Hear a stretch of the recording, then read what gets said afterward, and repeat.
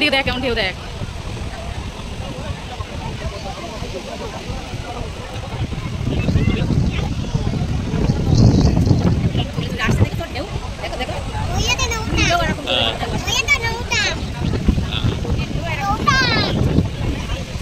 এখন জোরে জোরে ঢেউ আসছে বাবা।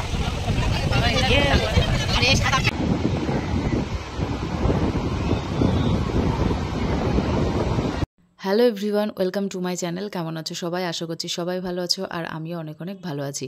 তো ভিডিও শুরু দেখেই বুঝতে পেরে গেছো যে কোথায় যাচ্ছি আমরা। হ্যাঁ, আমরা যাচ্ছি হচ্ছে দীঘা। তো দেখো আমাদের বাড়ির সবাই, আমি, আমার বর, মেয়ে, আমার শাশুড়ি মা আর সাথে আমার বোন, সবাই মিলে যাচ্ছি হচ্ছে দীঘা ঘুরতে।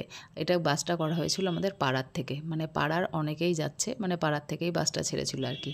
তো আমাদের ওখান থেকে বাস ছাড়তে ছাড়তে প্রায় 11টা বেজে গেছিলো। তো দেখো বাস ছেড়েও দিয়েছে, আর বাসের মধ্যে কীরকম লাইট দেখো, যে কারণে একটু ঘুমাতে পারিনি। যেই পরিমাণে গান চলছিল সেই পরিমাণে লাইট। তো দেখো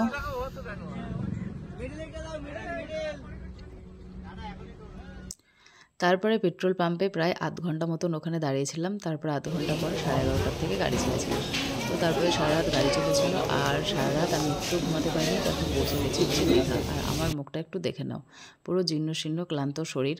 মানে মাম্মাম ছিল, মাম্মাম ঘুমিয়ে পড়েছিল, ওকে কোলে নিয়ে বসেছিলাম। সে কোলাঘাট থেকে মানে ভোর 4টে থেকে তোমাদের দাদাভাই কোলে নিয়েছিল। ওই 2 ঘন্টা মতন একটু, তারপরে চোখটা একটু বন্ধ করেছিলাম। ঘুম তো আর হয়নি, ওই চোখটা একটু বন্ধ করে থাকা আর কি। তারপরে রুমে চলে এসেছি। তারপর হচ্ছে ফ্রেশ হয়ে রুমে চলে এসেছি। এটা হচ্ছে আমাদের রুম। তো দেখো রুমটা ছোটো খাটো, মানে তেমন কিছুই নেই। এই একটা আয়না আছে, একটা খাট আছে, আর এই সাইডে একটা ওয়ার্ডরোব টাইপের করা আছে। এটাতে সব ওই ব্যাগ ট্যাগগুলো রেখেছি। আর একটা টিভি আছে, এখানে একটা এসি আছে, কিন্তু এসিটা চলে না। আর ওই আছে ওরকম আর কি। তো তারপরে এই যে, আর পিছনের দিকে আছে একটা হচ্ছে ব্যালকনি। তো মাম্মাম এখন হচ্ছে ঘুমিয়ে পড়েছে। তো চলো ব্যালকনিটা একটু দেখিয়ে আসি। তো ব্যালকনিটাও সেরকম একটা কিছু না, এই যে সাইডে সব পিছনে সব জামা কাপড়গুলো মেলে দিয়েছি। এই হচ্ছে আমাদের রুম, মানে ছোটোখাটোর মধ্যে ওই একটা মোটামুটি। তারপরে এই যে আমাদের হোটেল হচ্ছে ইচ্ছে আবাস, এই হোটেলে আমরা ছিলাম। তারপরে হচ্ছে সকালে মাম্মামকে খাইয়েছি, খাইয়ে টাইয়ে রেডি হয়ে গেছি। তো দেখো এখন সকালের খাবারটা খেয়ে নিচ্ছি। এখানে ভাত, আলু সিদ্ধ, ডাল আর ডিম সিদ্ধ করেছিল। তো সকালের খাবারটা খেয়ে নিলাম। এখানে বোন হচ্ছে মুখ ঢাকছে, ও ক্যামেরার সামনে আসবে না বলে।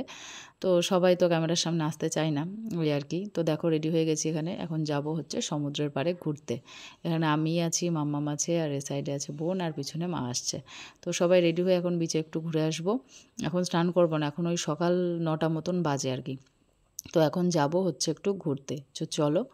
তো দেখো এখন যাচ্ছি, পিছনেও অনেকে আসছে। তো তোমরা ভিডিওটা পুরো দেখতে থাকো। সমুদ্রের বিচে গিয়ে কি কি করি না করি সবটাই তোমাদের সাথে শেয়ার করব। তোমরা পুরো ভিডিওটা দেখতে থাকো, কেউ স্কিপ করো না। আশা করছি তোমাদের ভালো লাগবে। তো দেখো এই যে মাম্মাম যাচ্ছে, ওর বাবা কোলে নিয়েছে ওকে। এই দেখো ঘোড়া, এই দেখো বাবা ঘোড়া।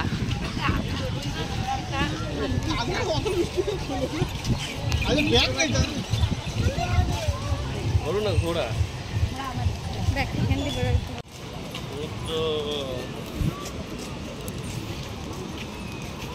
কি লাগে এই যে তো ভাই।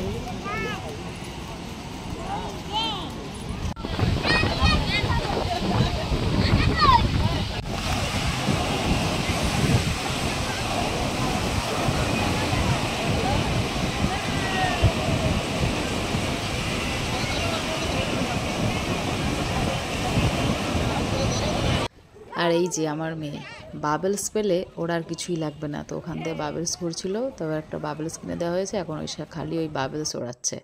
আর এখানে দেখো ঠাম্মি আর নাতনি দুজন মিলে হাঁটাহাঁটি করছে।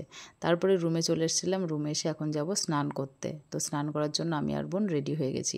তারপরে আর ভিডিও শ্যুট করা হয়নি, কারণ আর স্নান করার সময় আর ভিডিও ক্যামেরা ফোন নিয়ে যাইনি, সেই কারণে আর ভিডিও করতে পারিনি। এটা হচ্ছে সন্ধ্যাবেলাকার ভিডিও।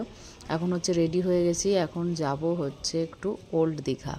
ওল্ড দীঘা করতে আমাদের প্রায় বেরোতে বেরোতে প্রায় বেজে গেছিলো রাত 8টা। তো দেখো আমরা 8টার সময় এখন যাচ্ছি ওল্ড দীঘা ঘুরতে। আর আমাদের পাড়ার থেকে যারা সব এসেছিলো তারা কখন চলে গেছে, আসলে আমাদের স্নান করে আস্তে আস্তেই হয়ে গেছিলো সন্ধ্যা। এই দেখো ওল্ড দীঘা। তো ভিডিওটা ব্লগটা যদি তোমাদের ভালো লাগে থাকে তাহলে অবশ্যই লাইক করো, শেয়ার করো, আর আমার চ্যানেলটিকে সাবস্ক্রাইব করে দিও। সবাই ভালো থেকো, সুস্থ থেকো, দেখা হচ্ছে নেক্সট ভিডিও।